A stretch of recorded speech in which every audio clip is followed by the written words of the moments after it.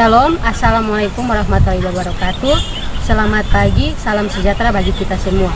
Om Swastiastu, Namo Buddhaya, salam kebajikan. Perkenalkan, nama saya Manse Estefania Fatima dengan nomor induk mahasiswa 1908 1107 012. Baik, di sini saya akan membahas tentang pengetahuan kepasifikan. Jadi, apa sih kepasifikan itu? Jadi, kepasifikan itu adalah hal-hal atau kegiatan yang dilakukan di kawasan Pasifik yang mencakup beberapa aspek. Di antaranya yang pertama aspek sosial, yang kedua aspek budaya, yang ketiga aspek teknologi, yang keempat aspek sejarah, dan yang terakhir adalah aspek ekonomi. Dalam pengetahuan kepasifikan ada istilah Pacific Rim atau Pacific Basin. Ini menunjukkan pada semua negara yang berada di kawasan Pasifik. Jadi yang termasuk dalam kawasan Pasifik antara lain adalah Asia, Australia, Amerika, Kanada, Korea, Indonesia, dan lain-lain. Pengetahuan kepasifikan sendiri dicetuskan pertama kali oleh Bapak Dr. Samratulangi, atau nama kepanjangannya Dr. Gerunga Saul Samuel Jacob Ratulangi. Beliau lahir pada tanggal 5 November 1890 di Tondano, Sulawesi Utara. Beliau adalah seorang aktivis Indonesia.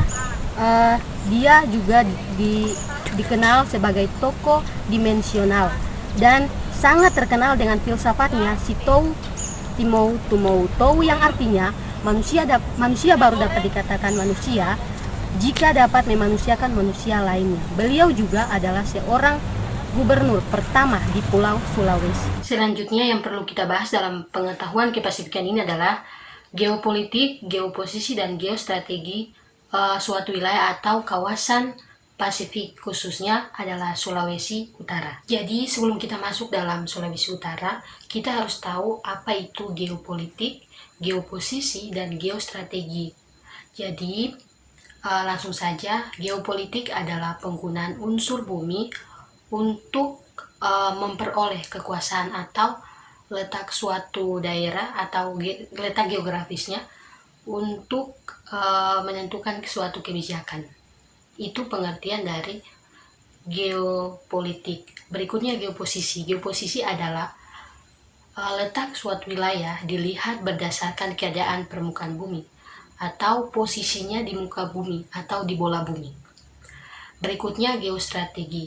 Geostrategi adalah upaya atau strategi yang digunakan untuk mengoptimalkan potensi geografi dan geopolitik untuk keamanan dan kesejahteraan suatu wilayah.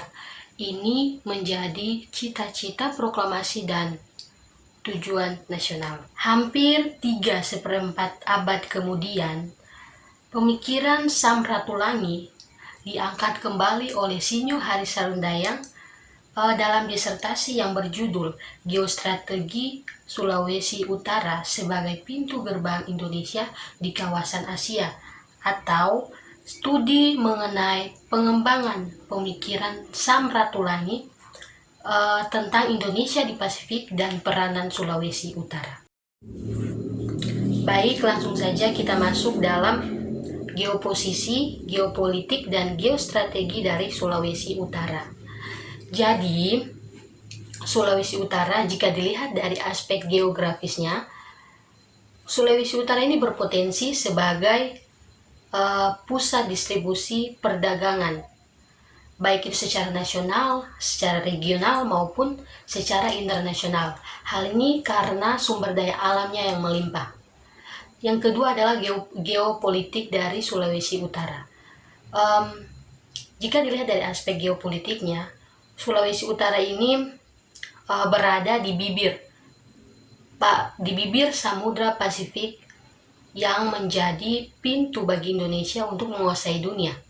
Syaratnya dengan menyiapkan konstruksi rumah yang bernama maritim dan menyiapkan serta mengisi rumah tersebut dengan keunggulan secara komparatif maupun kompetitif. Selanjutnya adalah geoposisi dari Sulawesi Utara. Jika dilihat dari aspek geoposisinya, Sulawesi Utara ini dia berada atau berhadapan langsung dengan Lautan Pasifik. Ini menempatkan Sulawesi Utara itu lebih dekat dengan negara-negara tetangga yang melakukan kerjasama secara regional. Berbicara soal kerjasama regional, berarti kita akan berbicara juga tentang regionalisme, hubungan kerjasama.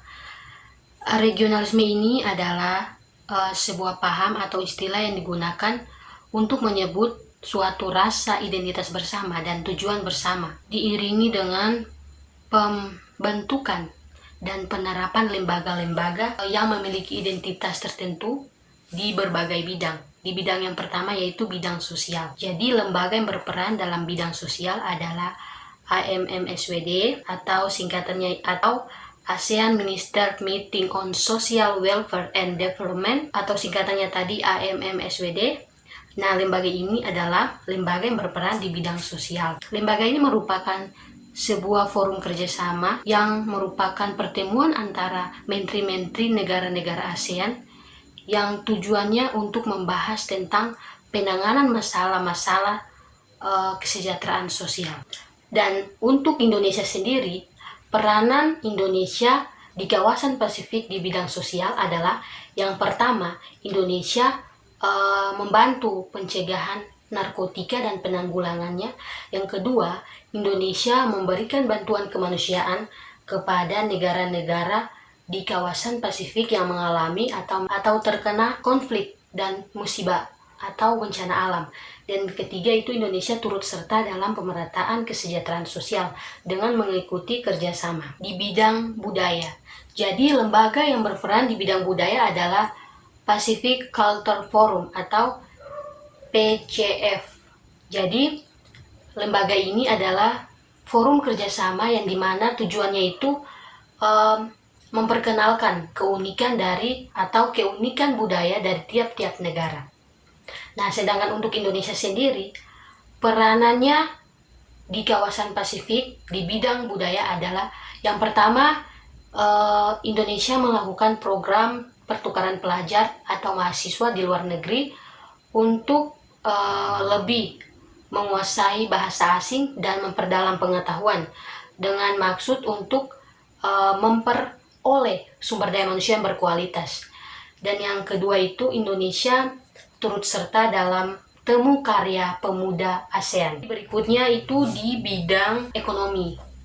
Jadi lembaga yang berperan di sini adalah APEC atau Asia Pacific Economic Cooperation. Jadi lembaga ini adalah forum kerjasama non-politis dalam bidang ekonomi. Jadi guna atau tujuan dari lembaga APEC ini adalah untuk memacu tingkat pertumbuhan ekonomi di wilayah atau negara-negara di kawasan Pasifik. Dan untuk Indonesia sendiri, apa sih perannya di bidang ekonomi sebagai wilayah di kawasan Asia?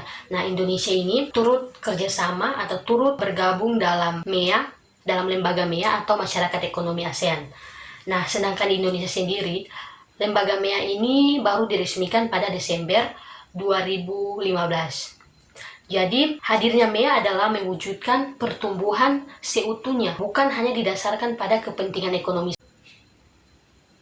melainkan juga membangun kehidupan masyarakat untuk atau agar mampu menghadapi perubahan yang akan terjadi atau mungkin akan terjadi di berbagai aspek sosial maupun aspek-aspek lainnya. Jadi, tujuan dari kesepakatan MEA secara menyeluruh adalah yang pertama itu memperkuat hubungan antar negara ASEAN, yang kedua mewujudkan sistem perbankan, yang ketiga itu merencanakan sistem keuangan, yang keempat itu meningkatkan ketahanan pangan, yang kelima meningkatkan keamanan politik, sekaligus kehidupan sosial budaya pun terjamin. Jadi itulah pemaparan materi atau pembahasan saya mengenai pengetahuan kepasifikan. Sekian dan terima kasih. Saya akhiri dengan mengucapkan shalom. Assalamualaikum warahmatullahi wabarakatuh.